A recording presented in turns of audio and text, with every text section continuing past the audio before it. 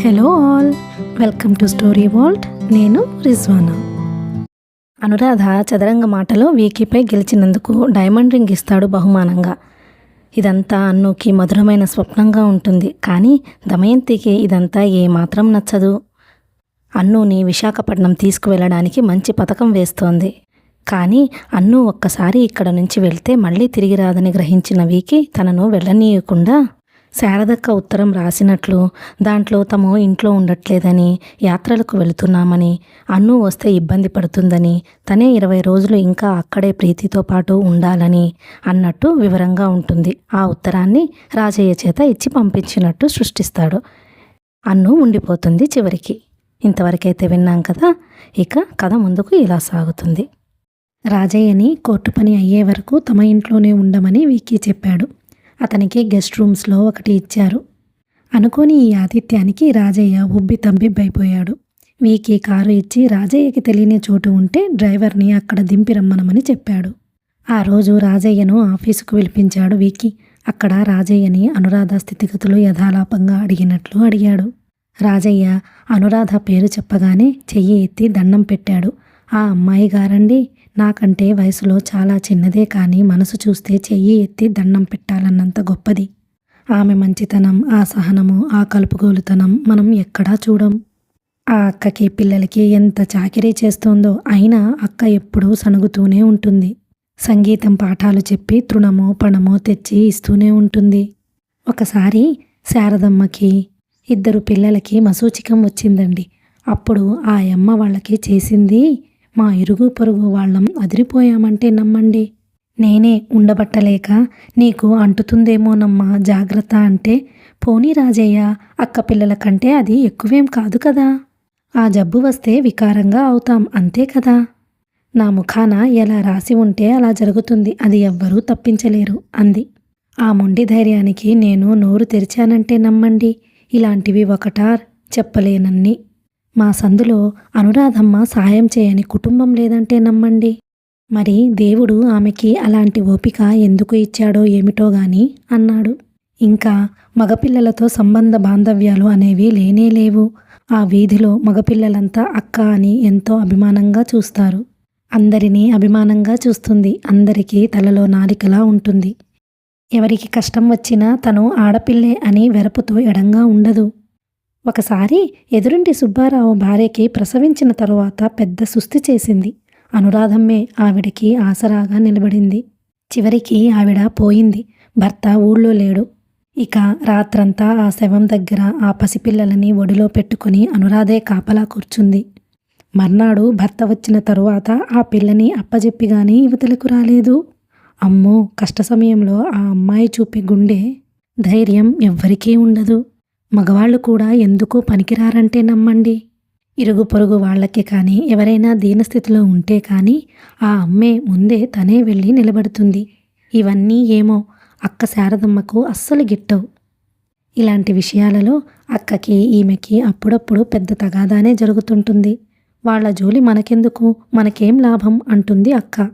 నాకదంతా తెలియదు, నేను చూస్తే ఉండలేను అంటుంది ఈమె అన్నాడు రాజయ్య.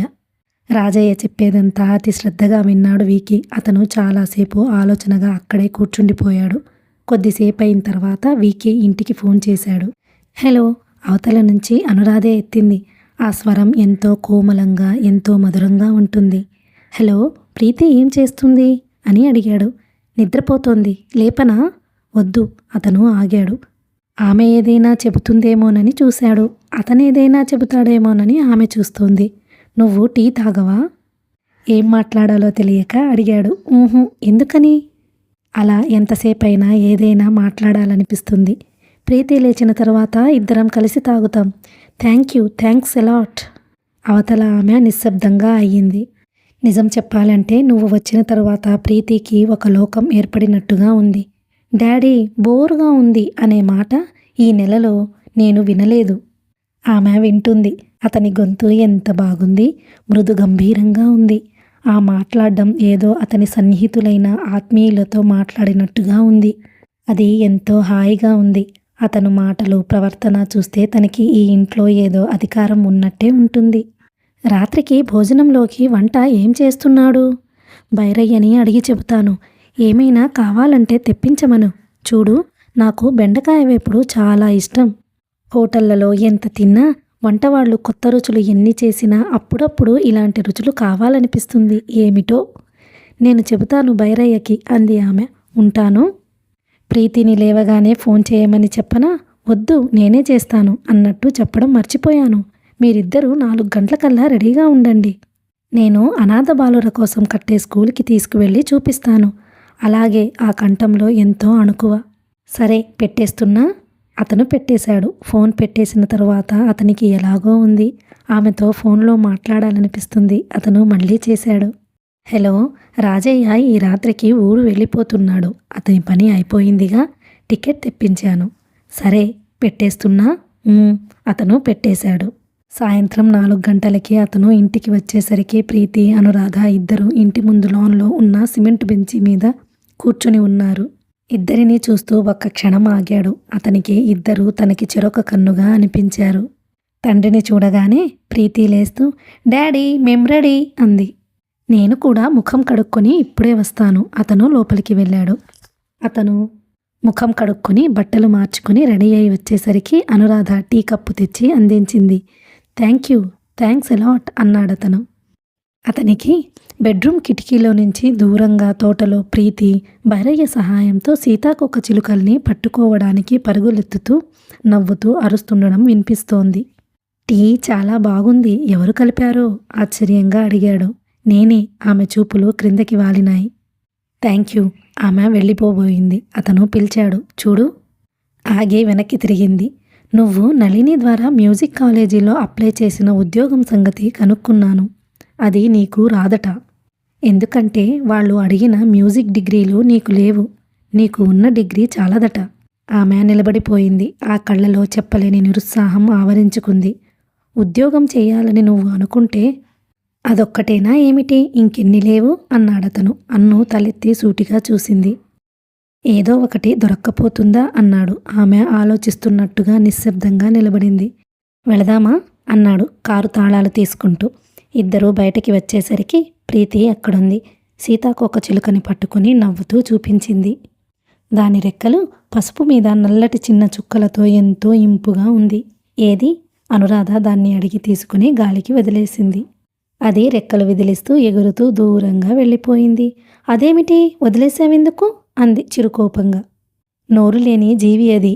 అమాయకమైన వీటిని మనం ఎందుకు హింసించాలి అంది ఆమె. ప్రీతి భుజాలు ఎగరేసింది. ఓ నాన్సెన్స్. అలాంటి ఫిలాసఫీ నాకు నచ్చదు. మన ఆనందం మనం అనుభవించాలి, తర్వాతనే ఇంకేదైనా.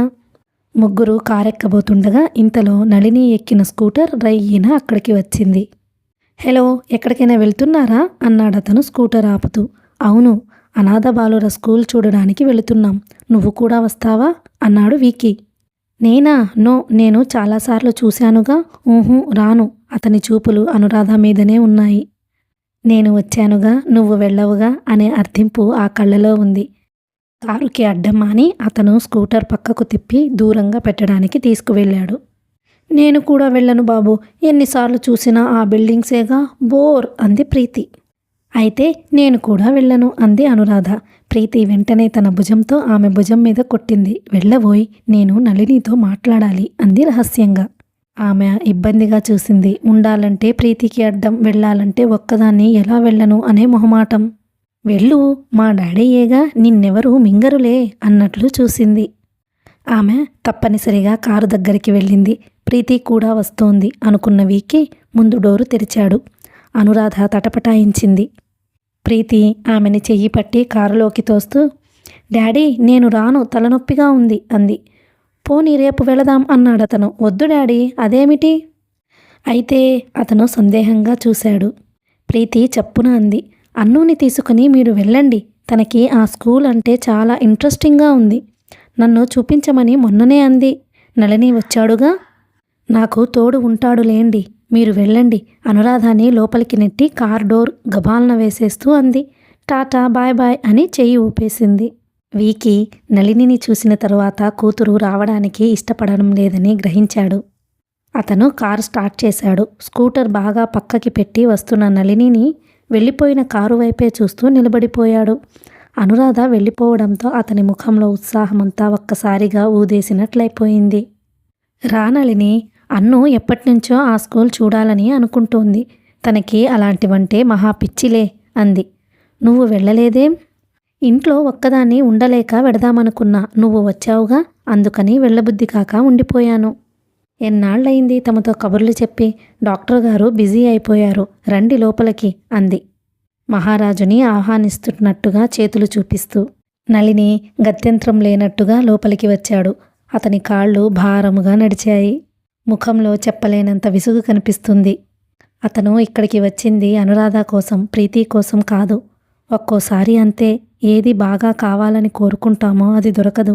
జీవితం అంటేనే అంత. వీకి డ్రైవ్ చేస్తున్న కారు జనసమ్మర్దంగా ఉన్న రోడ్ల మధ్య నుంచి రివ్వున వస్తోంది.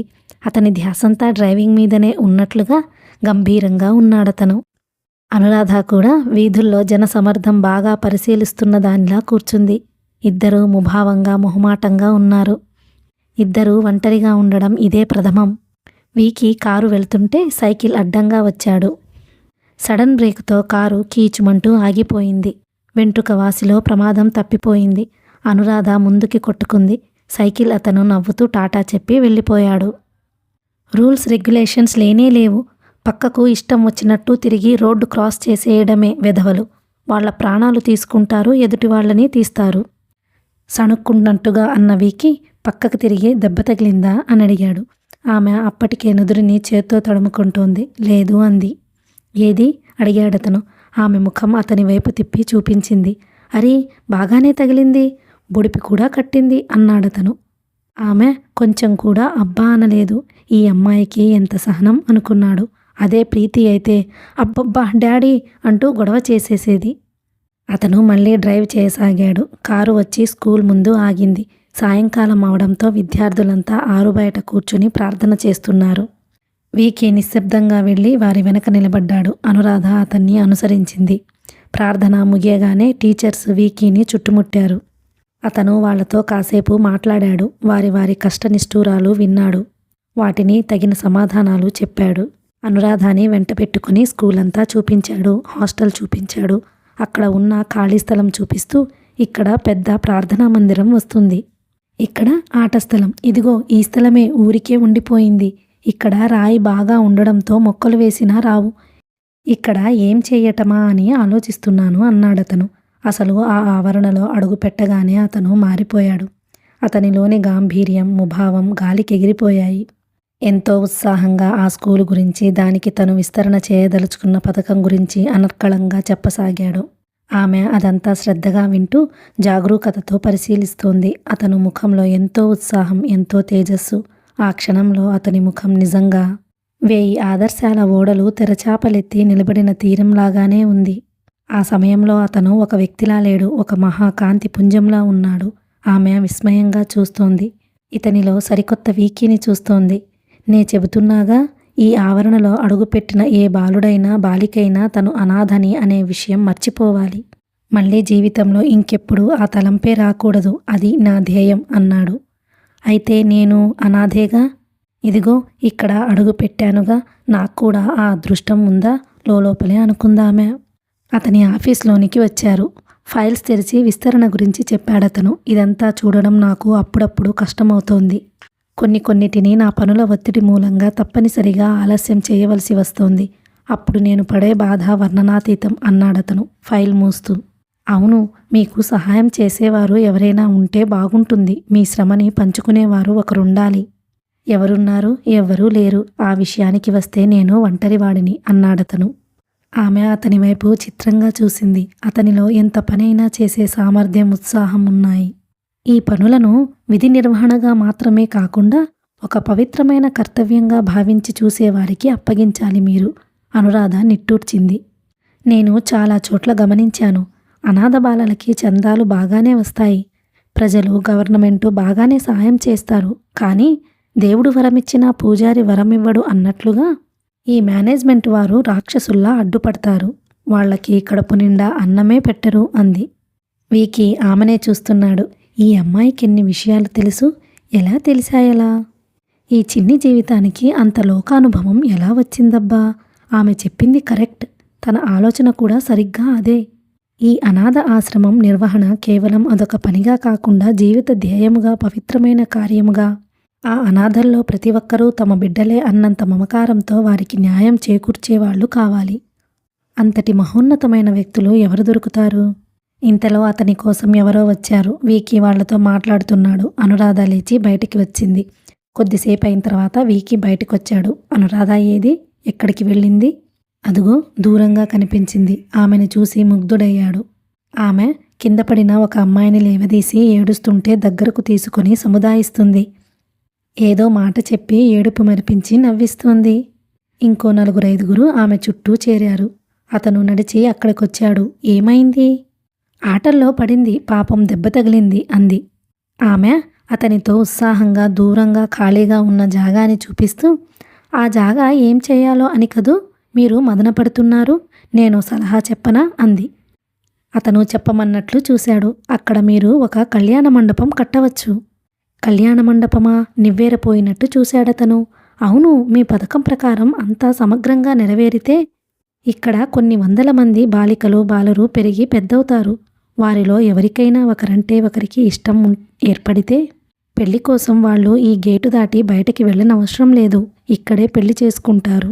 వీళ్ళే అతిథులవుతారు. ఏమో నాకలా అనిపించింది. వీకీ క్షణంసేపు ఆమె వైపు, మరో క్షణం చిన్న చిన్న రాళ్ల గుట్టలతో ఎగుడు దిగుడుగా ఉన్న ఖాళీ స్థలం వైపు చూశాడు. మార్వలెస్! నాకు ఈ ఊహ తట్టనే తట్టలేదు. అద్భుతమైన ఐడియా అన్నాడు. అది కళ్యాణ మండపం, ఇది ప్రార్థనా మందిరం, అక్కడ పార్కు, అది హాస్పిటలు. ఏ వ్యక్తికైనా ఇంతకంటే ఇంకేం ప్రపంచం ఉంటుంది అంది. You are right. నా ఉద్దేశం కరెక్ట్గా అర్థం చేసుకున్న దానివి నువ్వొక్కదానివే అనిపిస్తోంది. What a wonderful idea. Thanks a lot అన్నాడు. ఆ క్షణంలో ఇద్దరూ ఒకే ఉద్దేశాన్ని, ఒకే కలని పంచుకుంటున్న ప్రాణమిత్రుల్లా ఉన్నారు. చూడండి, ఆమె ఏదో చెప్పబోయింది. నన్ను వీకీ అని ఎందుకు పిలవవు అన్నాడు హఠాత్తుగా. నేనా? తెల్లబోయినట్లు చూసింది. అవును, చిన్న పెద్ద అనే భేదం లేకుండా అందరూ నన్నలాగే పిలుస్తారు. నువ్వు పిలిచినా అందులో విశేషంగానే విపరీతంగానే ఏమీ ఉండదు. ఆమె చెంపలు ఎర్రబడ్డాయి.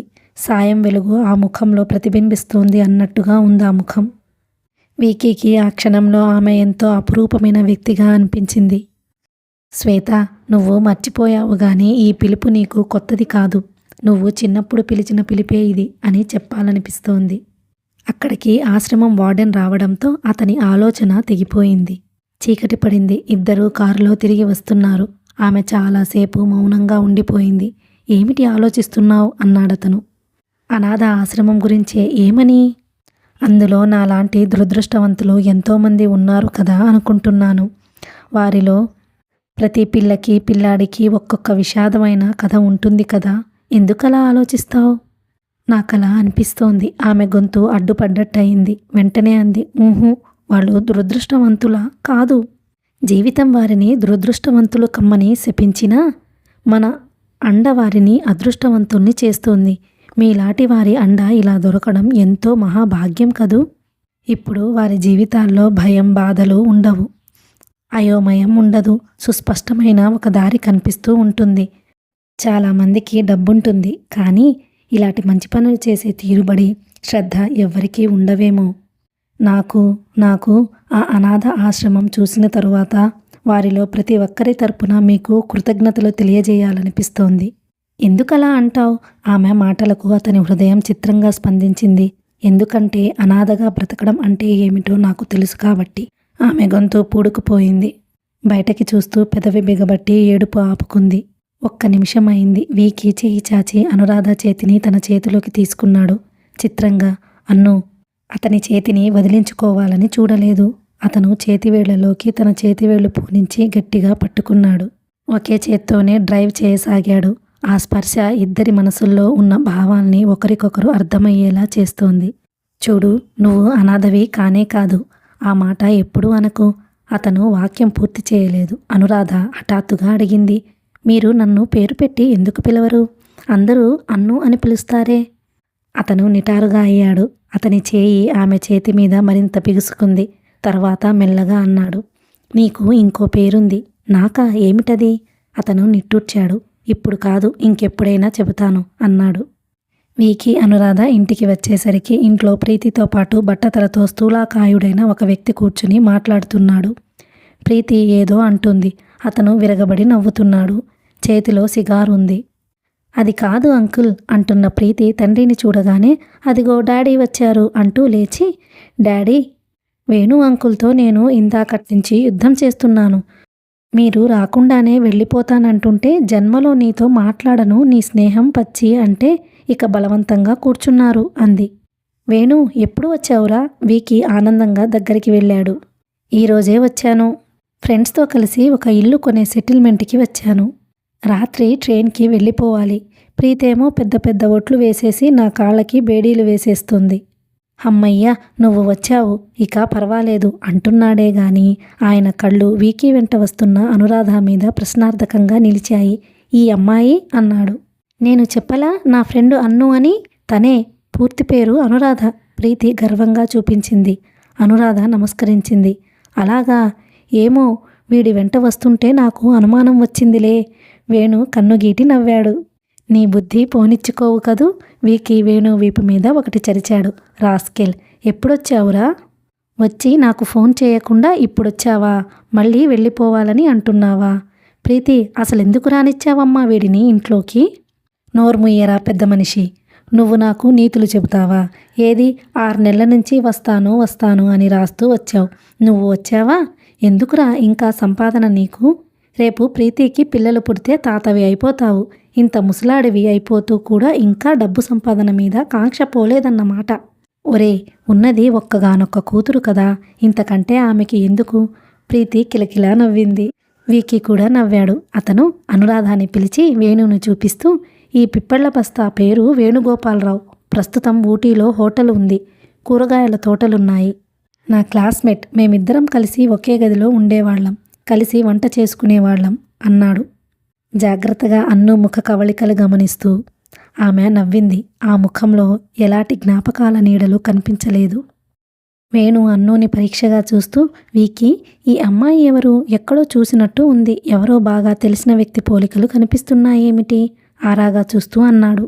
కొంతమందిని చూస్తుంటే అలాగే కనిపిస్తుందిలే చప్పున అన్నాడు వీకి. ప్రీతి, అంకుల్కి భోజనం ఏర్పాటు చూడు అంటూ పురమాయించాడు. అనురాధ, ప్రీతి ఇద్దరూ లోపలికి వెళ్ళారు. నేను 10:30 ట్రైన్ క్యాచ్ చేయాలి. మెడ్రాస్లో మళ్ళీ పనుంది అన్నాడు వేణు. నోరు మూసుకో, మాట్లాడకు. రావడం వరకు నీ వంతు, వెళ్ళడం నీ ఇష్టం కాదు. వీకి వచ్చి అతని ఎదురుగా కూర్చున్నాడు. వేణు, నీకు చాలా ముఖ్యమైన సంగతి ఒకటి చెప్పాలిరా. చెప్పు, ఏమిటది? వీకి లోపలికి చూశాడు. వేణు కుతూహలంగా ఉత్సాహంగా చూస్తూ, ప్రీతి రాదులే, లోపల మాటలు వినిపిస్తున్నాయిగా. ఏమిటి? ఎవరినైనా పెళ్లి చేసుకోబోతున్నావా అన్నాడు రహస్యంగా. ఛట్, నీకెప్పుడు అదే ఆలోచన. నీ భార్య ఎలా ఉంది? ఎలా ఉండడం ఏమిటి, మామూలే. ఇదివరకు మాదిరి ధోరణే. నన్ను కంట్రోల్ చేయాలని చూస్తుంది. మనం మామూలే. గుర్రపు పందాలు, పేకాట, డ్రింక్స్. నేను మానలేదు. ఆఫ్టర్ ఆల్ ఆడది వాటిలో ఒక భాగం మాత్రమే. డైవర్స్కి అప్లై చేయాలని అనుకుంటున్నాను. ఎందుకురా అంత అవస్థ? 3 పెళ్ళిళ్ళు చేసుకున్నావు, 3 అలాగే అయినాయి. పెళ్ళి అయ్యేవరికి ప్రేమాయణం, ఆ తరువాత విడాకుల రామాయణం. ఒకరు కాకపోతే ఒకరినైనా నిన్ను అర్థం చేసుకోరా? అర్థం చేసుకొనిస్తేగా నేను. వేణు నవ్వాడు. వేణు, నువ్వు కాస్త కూడా మారలేదురా. మారలేదా? అతను ఆశ్చర్యంగా కళ్ళు పెద్దవి చేశాడు. అతి భారంగా ఉన్న ఆ శరీరాన్ని బట్టతల అయిన తలని చూపిస్తూ, అవతారం చూడరా. నేను నీకంటే 1 ఏడాది చిన్న అంటే ఎవరైనా నమ్ముతారా? నీకు అన్నయ్యను అనుకుంటారు. నిన్ను చూస్తుంటే మహా ఈర్షగా ఉంది. ఎలా ఉన్నావురా అలా? ఎవరికోసం దాస్తున్నావు పీనాసిలా నీ ఆ వయసుని? ఛట్, ఊరుకో. అదుగో ప్రీతి పిలుస్తోంది, పద లోపలికి అన్నాడు. భోజనాల దగ్గర వేణు కబుర్లతో నవ్వులతో హోరెత్తిపోయింది. ఆ రాత్రి స్నేహితులిద్దరూ పైన మేడ మీద కూర్చున్నారు. వేణు, అన్ను ఎవరో తెలుసా అన్నాడు వీకి. ఎవరేమిటి అన్నాడు వేణు. వీకి అంతా చెప్పేశాడు. వేణు ఆశ్చర్యపోయాడు. పారిజాతం కూతురా? ఆ శ్వేత? బాప్రే, నేను గుర్తుపట్టలేకపోయాను. ఎంత అందాల బొమ్మ అయ్యిందిరా. నేనప్పుడే అన్నాను కదా, ఎక్కడో చూసినట్లుందని. నీ భయం నీ మొహంలా ఉంది. ఇంతకాలం చెప్పకుండా ఎలా దాచగలిగావురా? నేనైతే ఎప్పుడో చెప్పేసి ఐ లవ్ యూ డార్లింగ్ అనేవాడిని. వీకి ముఖంలోకి రక్తం పొంగి వచ్చింది. నా బాధ నీకు తెలియడం లేదురా వేణు. శ్వేత ప్రీతి స్నేహితురాలిగా కాకుండా ఇంకా ఎలా కనిపించినా ఎంతో బాగుండేది అన్నాడు. ఇప్పుడు మాత్రం ఏమైంది అన్నాడు వేణు. నీకు తెలియదు, నాకెలాగో ఉంది. అది సరే నోయ్, నువ్వు ఫలానా అని చెప్పడానికేమైంది అంట. తను పడిన ఆ బాధలన్నిటికీ నేనే కారణం అని అసహించుకుంటే నీ కర్మ అని వదిలేసే తేలికగా చెప్పేశాడు వేణు. లేదు, అది జరగకూడదు, అదే నా తాపత్రయం అనుకున్నాడు వికీ. వేణు మర్నాడు తనతో రమ్మనమని వికీని ప్రీతిని బలవంతం చేశాడు. మా ఊటీలో ఇప్పుడు మంచి సీజన్, డాగ్ షో జరుగుతుంది, ఫ్లవర్ షో పెడతారు, కూరగాయల ప్రదర్శన ఉంటుంది, గుర్రపు పందాలున్నాయి అంటూ ఏకరువు పెట్టాడు. నేను చిన్నప్పుడు ఎప్పుడో చూశాను డాగ్ షో, చాలా బాగుంటుంది అంది ప్రీతి ఉత్సాహంగా. 4 రోజులు ఉండి వచ్చేయబోయ్, నీకు పనులు లేనిదెప్పుడు, ఎప్పుడు వ్యాపారమేనా, కాస్త బయట ప్రపంచం కూడా చూడు అన్నాడు వేణు. అతను వీకీకి వాకింగ్ మనీ అని పేరు పెట్టాడు. ఆయనకి వీకీని చూస్తుంటే మనిషిగా కాకుండా డబ్బులు నడిచి వస్తున్నట్లుగా అనిపిస్తుంది. ఎందుకంటే అతను ఏ మాట మొదలెట్టినా ప్రసంగం వ్యాపారంలోనే వెళుతుంది. అతని బుర్ర నిండా ఉన్నవి నరాలు కాదు, వ్యాపార విస్తరణ పథకాలు. ఆ శరీరంలో ప్రవహించేది రక్తం కాదు, డబ్బు కాంక్ష. వేణు తండ్రిని గురించి అంటుంటే ప్రీతి పకపక నవ్వుకుంది. తండ్రిని గురించి అలా మాట్లాడేది ఒక్క వేణు అంకులే. ఇద్దరు చిన్ననాటి స్నేహితులు, కష్టపడి ఇద్దరు జీవన సౌధం నిర్మించుకున్నారు. మీ నాన్న ఇంత సంపాదించాడు, ఏం ప్రయోజనం చెప్పమ్మా? ఒక్క అలవాటు లేదు, ఒక్క ఆడది జీవితంలో లేదు. డబ్బు సంపాదన ఒక్కటే జీవితం కాదుగా. మీ అంకులు అలవాట్లు మూటగట్టుకుని ఆడవాళ్ళని జీవితంలోనికి తెచ్చుకొని పొందిందేమిటో తెలుసా ప్రీతి? బ్లడ్ ప్రెషర్, అకాల వార్ధక్యం. ఆ తల జుట్టు ఎంత ఒత్తుగా ఉండేది, బట్టతల అయిపోయింది అన్నాడు వీకీ. ప్రీతి చప్పట్లు కొట్టేస్తూ పగలబడి నవ్వింది. ఆ ఇద్దరి సంభాషణ ఎంతసేపు విన్నా తనివి తీరదు. అలాగే జోక్స్గా ఒకరిని ఒకరు హెచ్చరించుకున్నట్లుగా, వెక్కిరించుకున్నట్లుగా సరసోక్తులతో ఉంటుంది. వీకీ భోజనానికి కూర్చుంటే ఆకలిగా తినేస్తాడు. వేణుకి అంతా నిషిద్ధమే. ఉప్పు ఎక్కువ తినకూడదు, నెయ్యి వేసుకోకూడదు, బంగాళాదుంప తినకూడదు, అన్నీ ఇబ్బందులే. వీకీ అది చూపిస్తూ, చెప్పమ్మా, వాడు డబ్బే కాదు ఆరోగ్యం కూడా త్వరగా ఖర్చు పెట్టేశాడు. నియమం ఉన్న జీవితం నాది, లేనిది వాడిది. ఇద్దరిలో ఎవరు సుఖంగా ఉన్నామో చెప్పు అనేవాడు వీకీ. ఎవరికి కావాలో సుఖం వేణు గాలిలోకి తోసేశాడు. కానీ ఇద్దరు ప్రాణ స్నేహితులు. వేణుకి వీకీ అంటే చాలా అభిమానం, అందుకే ఆయనంటే ప్రీతికి గౌరవం. వేణు మొత్తానికి వీకీని బయలుదేరనీయకుండా వదలలేదు. వెళదాం డాడీ, 4 రోజుల్లో వచ్చేద్దాం అంది ప్రీతి కూడా. ప్రయాణం నిశ్చయమయ్యింది. నేను రాను, ఇక్కడే ఉంటాను ప్రీతి అంది అనురాధ. ఏమిటి, నువ్వు రావా? అసలు నీకోసమే, నీకు అవన్నీ చూపించాలనే నేను బయలుదేరుతున్నాను. మాట్లాడకుండా బయలుదేరు అంది ప్రీతి. నలుగురు బయలుదేరారు. ఆ క్షణం నుంచి అనురాధ కాళ్ళ కింద భూమి అందనట్లుగా, గాలిలో తేలుతున్నట్లుగా అయింది. అదొక రంగుల కళ, అందమైన ప్రపంచం. ఊటీ వచ్చారు. వేణు తన హోటల్లో వారికి బస ఏర్పాటు చేశాడు. ప్రీతి ఉత్సాహంగా అన్నీ అనురాధకి చూపిస్తుంది. పచ్చటి ప్రకృతి మధ్య ఆ సుందరమైన ఊరు ఎక్కడో పుస్తకాల్లో చదివిన ఊరులా ఉంది. ఎంతోమంది జనమున్నారు. హోటల్స్ కిటకిటలాడుతున్నాయి. ఎక్కడ చూసినా కారులే. ఆ బట్టలు, ఆ కార్లు, ఆ కులాసా జీవితం, వారిని చూస్తూ ఉంటే దేవుని ముద్దు బిడ్డల్లా గారాబంగా పెరిగిన వ్యక్తుల్లా ఉన్నారు. సరస్సు దగ్గర కుర్చీల్లో కూర్చునేవారు. వీకీ, వేణు, అనురాధ కూర్చునేవారు. ప్రీతి గుర్రం ఎక్కి స్వారీ చేస్తూ డాడీ, అన్ను అంటూ చేయి ఊపుతూ కేకలు పెట్టేది. వేణు, వీకీ ఎక్కువగా వ్యాపారం సంబంధమైన కబుర్లు చెప్పుకునేవారు. ఈ శీతల ప్రపంచంలో, ఈ పచ్చటి ప్రకృతి మధ్య దేనికి కొరత లేని సుఖమయ జీవితం. ఇదొక అద్భుతమైన ప్రపంచం. ఇక్కడ అన్నం అరగని బాధ తప్ప ఆకలి బాధ ఉండదు. కాళ్ళు పట్టడం, గుండె జబ్బు, రక్తపోటు లాంటి వ్యాధులు తప్ప ఆకలితో కళ్ళు తిరగడం, పని చేయలేక అలసిపోవడం లాంటివి ఉండవు. సాయంత్రం వేళ వీకీ వాకింగ్కి వెళ్ళేవాడు. ఒక్కొక్కసారి ప్రీతి, అనురాధ బయలుదేరేవాళ్ళు. ఒకసారి కొంత దూరం వచ్చిన తర్వాత ప్రీతి, నేను నడవలేను బాబు, కాళ్ళు నొప్పులు అంటూ కారులో హోటల్కి వెళ్ళిపోయింది. అనురాధ, వీకీ నడుస్తున్నారు. హఠాత్తుగా వాన ప్రారంభమైంది. చల్లటి చినుకులు చూస్తుండగానే టప్ టప్ మని ప్రారంభమైనాయి. అవి పూల జల్లుల్లా ఉన్నాయి. వీకీ వడివడిగా అడుగులు వేయసాగాడు. వాన పెద్దదైంది. ఇద్దరూ పరిగెత్తారు. రోడ్డు ఏటవాలుగా క్రిందకి దిగుతోంది. ఒళ్ళు తూలిపోతున్నట్టుగా అవడంతో అనురాధ తూలబోయింది. వీకీ చేతులు పట్టుకొని ఆపాడు. తర్వాత అతను వదలలేదు. ఏటవాలుగా క్రిందికి పాములా మెలికలుగా సాగి ఉన్న ఆ రోడ్డు మీద ఇద్దరూ చెయ్యి చెయ్యి పట్టుకుని పరిగెత్తారు. ఒక చెట్టు కిందకి వచ్చేసరికి తడిసిపోయారు. ఇక్కడ నిలబడడం నయం, చెట్టు కొమ్మలు ఒత్తుగా ఉన్నాయి, వాన పడడం లేదుగా అన్నాడు. అనురాధ తల ఊపింది. రోడ్డు ఇంకా బాగా క్రిందకి దిగితే తప్ప హోటల్ రాదు. ఇద్దరూ నిలబడ్డారు. అక్కడెవ్వరూ లేరు. వాన ఎక్కువైంది. వీకీ ఆమె వైపు చూశాడు. ఆమె తల, చీర బాగానే తడిసిపోయినాయి. వాన తగ్గేట్టు లేదు. చలేస్తోందా అన్నాడు. వణుకుతూనే అంది. ఎందుకో గాని ఆ క్షణంలో ఆమె బుగ్గ గిల్లాలనిపించింది. నీ సహనము నాకు తెలియదా? బాధ ఉన్నా చెప్పవుగా అనాలనిపించింది. వానజల్లు కాస్త తగ్గింది. దూరంగా చెట్ల మీద వాన దట్టంగా వేగంగా కెరటంలా ముంచుకు వస్తోంది. ఇక్కడ వద్దు, ఇంకా తడిసిపోతాం, అక్కడ క్యాంటీన్లో కూర్చుందాం అన్నాడు వీకీ. అక్కడ దగ్గరలోనే సరస్సు, క్యాంటీన్ ఉన్నాయి. ఇద్దరూ అటు పరిగెత్తారు. క్యాంటీన్లోకి వచ్చి కూర్చున్నారు. చూస్తుండగానే పెద్దగా వాన ఎక్కువైంది. బోట్లల్లో తిరుగుతున్న వారు గబగబా వచ్చేస్తున్నారు. కొంతమంది చిన్నపిల్లల్లా తడిసి ఆనందిస్తున్నారు. చలిగా ఉండడం వల్ల క్యాంటీన్లో టీకి, కాఫీకి రద్దీ ఎక్కువే ఉంది. వీకీ అనురాధని అక్కడ ఒక కుర్చీలో కూర్చోబెట్టి వెళ్ళి 2 కప్పులతో కాఫీ తనే తెచ్చాడు. ఆమె తీసుకుంది. థ్యాంక్ యూ అస్పష్టంగా అంది. అతను ఆమెను చూస్తున్నాడు. ఆ చూపులు తాకినట్టే ఉన్నాయి. ఆమె కళ్ళు నేల మీదకి వాలినాయి. అతను కుర్చీ దగ్గరగానే నిలబడ్డాడు. అతని ప్యాంట్ అంచు చీర అంచుని తాకుతుంది. ఆమెకి మెల్లగా చీరని యువతలకి లాగాలనిపించింది. అంతలోనే వద్దని కూడా అనిపించింది. వాన తగ్గింది. చీకటి అయ్యింది. కారు రాలేదు. వీకీ అన్ను నడుస్తున్నారు. చీకటిగా ఉన్న దోవ సరిగ్గా తెలియడం లేదు. సగం దూరం వచ్చిన తరువాత డ్రైవర్ ఎదురయ్యాడు. మీకోసం అక్కడ వెతుకుతున్నాను సార్ అన్నాడు. వీకీ ఆమె కోసం కారు డోర్ తెరిచాడు. ఆమె లోపల కూర్చుంది. అతను కూడా కూర్చొని కార్ డోర్ వేశాడు.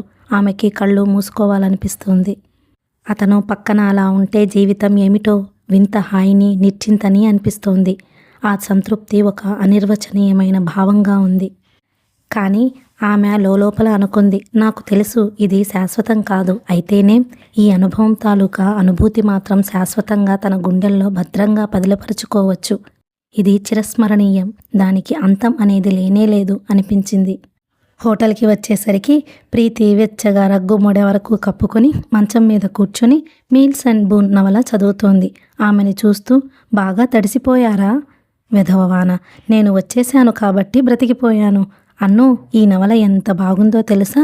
అంతలోనే గుర్తుకు వచ్చినట్లుగా, డాడీ మీకు టెలిగ్రామ్ వచ్చింది అంది. వీకీ అది తీసి చూశాడు. వ్యాపార సంబంధమైన అవసరం అది. రేపు వెళ్ళిపోవాలి ప్రీతి అన్నాడు. నేను అనుకుంటూనే ఉన్నాను అన్ను, నా చిన్నప్పుడు కూడా ఇంతే, ఇలాగే జరిగేది. డాడీతో ఉంటే మనకి ఎంతో ఆనందంగా ఉంటుంది. కానీ ఆ ఆనందాన్ని ఎప్పుడు ఏ టెలిగ్రామ్ అనే భూతం మింగుతుందో మనకి తెలియదు. ఇప్పుడంటే నాకు అర్థం అవుతుంది. కానీ అప్పుడైతే ఏడ్చి డాడీని చంపేసేదాన్ని అనుకో అంది. ఆ టెలిగ్రామ్ అనురాధలోని ఆనందోత్సవాల గదికి కూడా టక్కున తాళం వేసింది. నా జన్మలో ఎప్పుడూ మర్చిపోలేను ఈ ప్రయాణం అనుకుంది.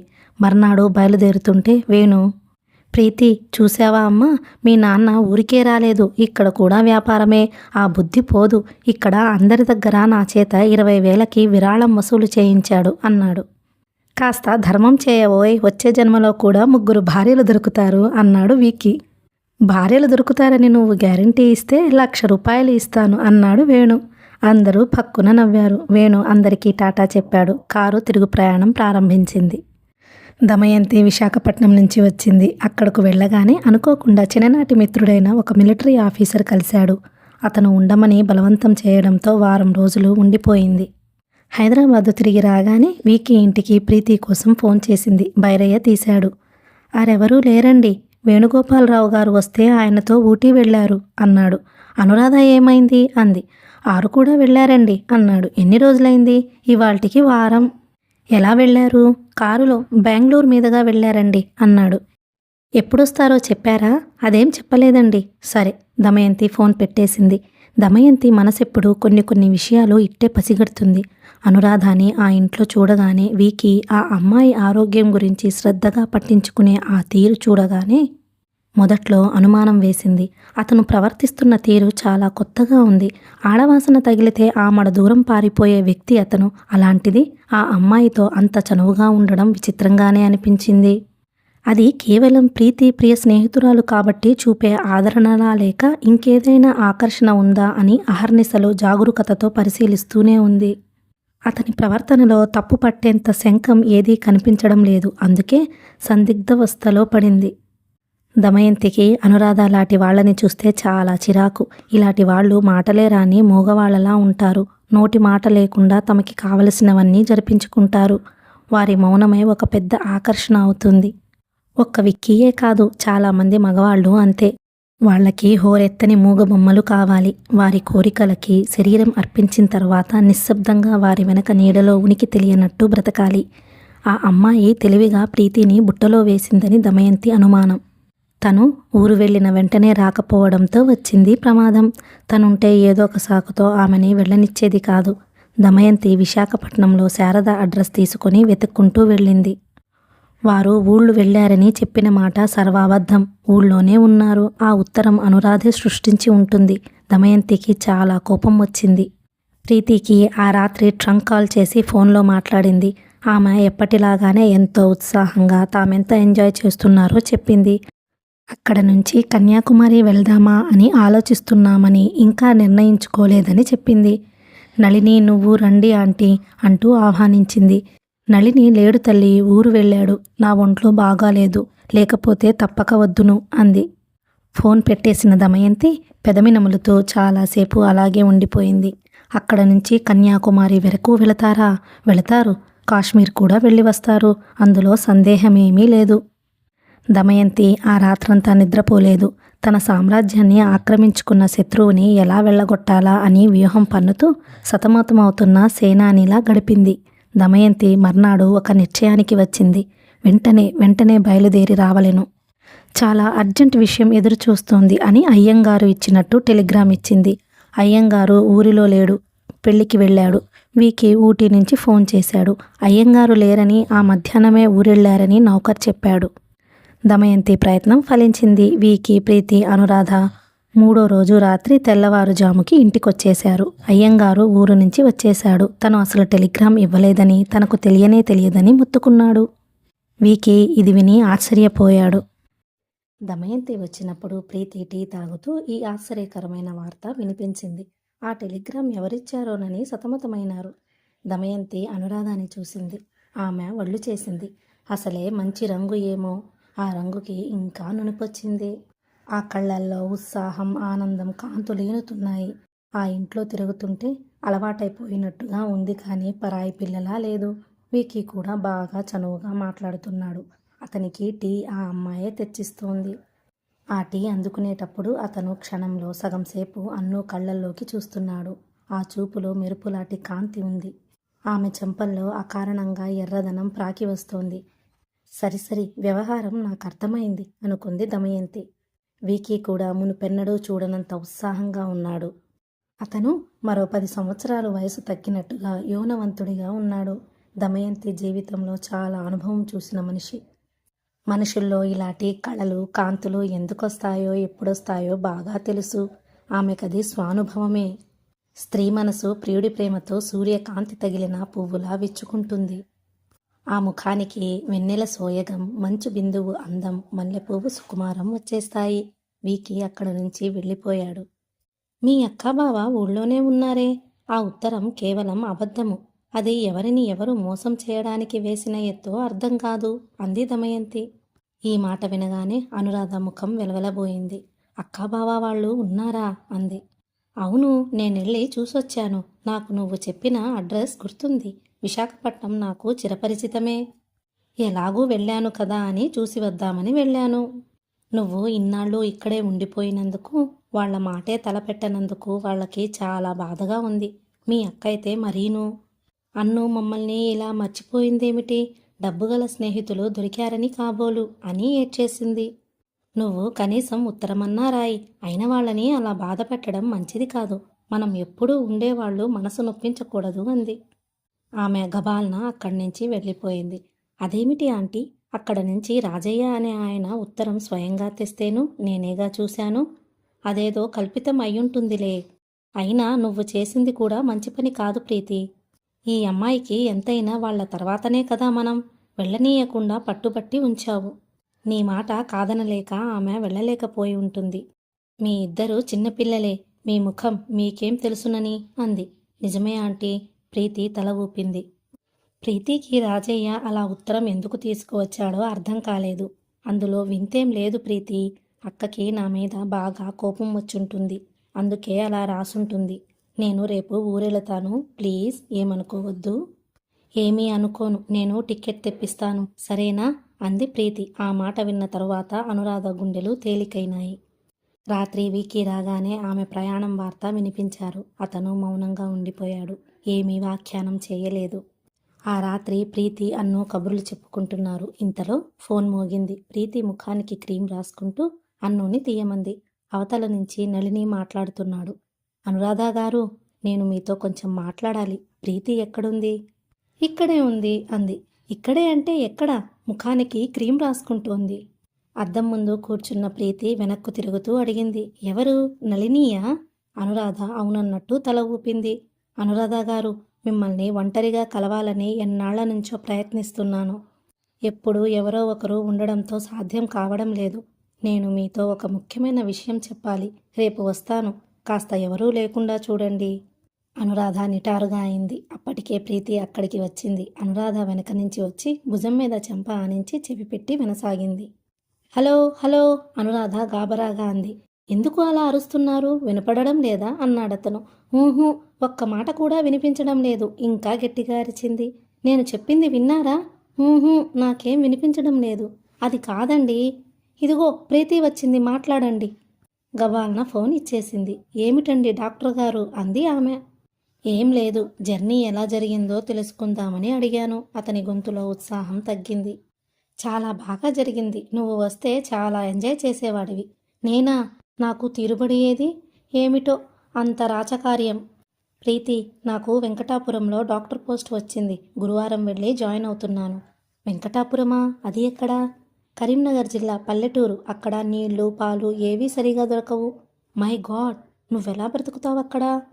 అక్కడ ఉన్న అందరిలాగానే. వాళ్ళ కర్మ నీకెందుకు? నీకు అర్థం కాదు, నేను చెప్పలేను, సరేనా? Good night పెట్టేశాడతను.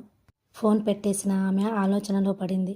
డాడీ ఫారెన్ పంపిస్తానంటే ఇతను పల్లెటూరు అంటాడేమిటి? ప్రీతికి అర్థం కాలేదు. రేపు దమయంతి ఆంటీ దగ్గరికి వెళ్ళి తేల్చుకోవాలి అనుకుంది. నళిని అంటే నాకు ఎంతో ఇష్టం, కానీ అతను నాకు అర్థంగానే కాడు అంది దిగాలుగా. అనురాధ మాట్లాడలేదు. నళిని రేపు వస్తానని అన్నాడు. తనతో అతనేం మాట్లాడతాడు? ముఖ్యమైన విషయాలు ఏమున్నాయి? అనురాధకి ఎందుకో భయం వేయసాగింది. మర్నాడు మధ్యాహ్నం వేళ నళిని రానే వచ్చాడు.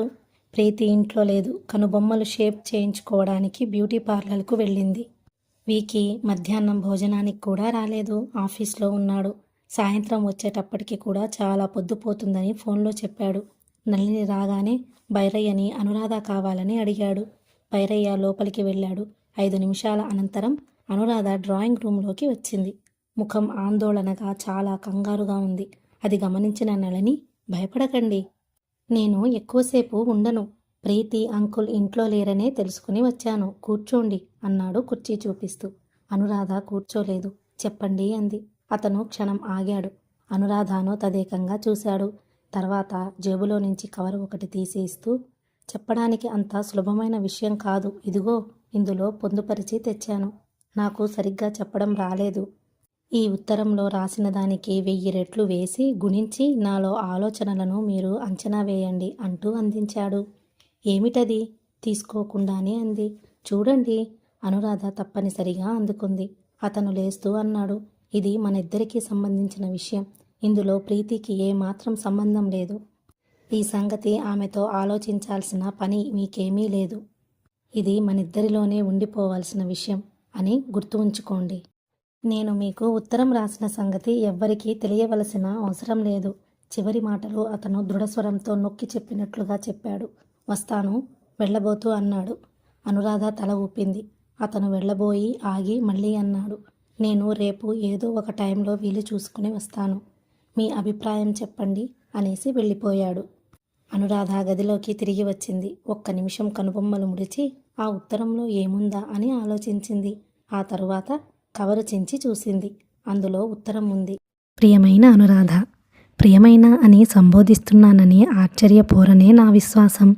ఎందుకంటే మీరంటే నాకు ఒక గౌరవం, అభిమానం ఏర్పడినాయి అన్న సంగతి మీకు ఇప్పటికే తెలిసి ఉంటుంది. ఆ రోజున హాస్పిటల్లో మీరు జ్వరంతో, మగతతో, మత్తుతో ఉన్నప్పుడు మిమ్మల్ని మొట్టమొదటిసారిగా చూశాను. ఆ క్షణం నా జీవితంలో మరుపురానిది. ఆ రోజు ప్రీతి మీరు ఎలా పరిచయమో చెప్పింది. అప్పుడే నా మనసులో ఒక స్నేహాంకురం మొలిచింది. తర్వాత మీకు తగ్గి ప్రీతి ఇంటికి వచ్చారు. మీ ఆరోగ్యం చూసే భాగ్యం నాకు లభించింది. ఆ విధంగా మీతో పరిచయం పెరిగిన కొద్దీ మీ పట్ల నా అభిమానం దినదిన ప్రవర్తమానం అయ్యింది. నా మనసులో మీ మూర్తికి ప్రతిష్టాపన జరిగింది. ఇది నా ఒక్కడికి తప్ప ఇంకెవ్వరికీ తెలియదు. అనురాధ, నా గురించి నీకు తెలియనిదేమీ లేదు. ప్రీతికి నాకు పెళ్లి కావాలనేది నా కోరిక కాదు, మా అమ్మ తాపత్రయం. అందులో నాకేమీ సంబంధం లేదు. నా జీవితాన్ని మా అమ్మ చేతుల్లోంచి లాక్కొని నేను సర్వస్వతంత్రుడిని ఎప్పుడో అయ్యాను. ప్రీతికి నాకు స్వభావంలో, అభిరుచుల్లో సహస్రభేదం ఉంది. ఏమిటంటే ఆవిడికి జీవితం అంటే ఒక సుందరమైన కళ. ఈ ప్రపంచం ఒక వ్యాహాళికి వచ్చే అందమైన వనం. నాకలా కాదు. నా దృష్టిలో జీవితం అంటే ఒక గురుతరమైన బాధ్యత.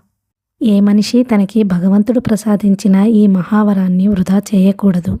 నాకు జీవితం ఎంత సింపుల్గా ఉంటే అంత సుఖం. భేషజాలు నాకు సరిపడవు. మానవత్వం అనే కరదీపికలతో కీకారణ్యం లాంటి ఈ జీవితం దాటేయాలని నా విశ్వాసం. నాకు పల్లెటూరు వెళ్ళి అక్కడ ప్రాక్టీస్ పెట్టాలని ఉంది. మా అమ్మకి ఫారెన్ వెళ్ళాలని. నేనెప్పుడు తర్కంతో మా అమ్మని నొప్పించను. నేను చేయదలుచుకున్నది చేస్తాను. అమ్మ తరువాత తనే రాజీ పడుతుంది. అనురాధ, ఈ ఉపోద్ఘాతమంతా ఎందుకో నీకు ఈసరికి తెలిసే ఉంటుంది. నేను ప్రీతిని పెళ్లి చూసుకోవడం లేదు. ఎందుకంటే ప్రీతి కోరికలకి అనుగుణంగా నేను ఉండలేను. నా అభిప్రాయాలు తెలుసుకుని నా ఆదర్శాలు అర్థం చేసుకోగల అమ్మాయి నాకు కావాలి. మిమ్మల్ని చూస్తుంటే నేను కోరుకున్న అమ్మాయి నా కళ్ళెదుట నిలిచినట్టుగా ఉంది. మీరు నాకు అన్ని విధాలా నచ్చారు. మీ పట్ల నా సంగతేమిటో మీరే చెప్పాలి. నాకు ఉద్యోగం వచ్చింది. నేను వెళ్ళిపోతున్నాను. మీరు నాతో కలిసి నా చెయ్యి అందుకుంటే మన ప్రయాణం జీవితాంతం జంటగా సాగిపోవచ్చు. నేను మిమ్మల్ని పెళ్లి చేసుకుంటాను. మీరు ఆలోచించండి. ఇందులో ప్రీతికి సంబంధం ఏమీ లేదు. ఇది మనిద్దరి సంగతి. మీరే స్వయంగా ఆలోచించగలరు. నేను రేపు వస్తాను. మీ నళిని.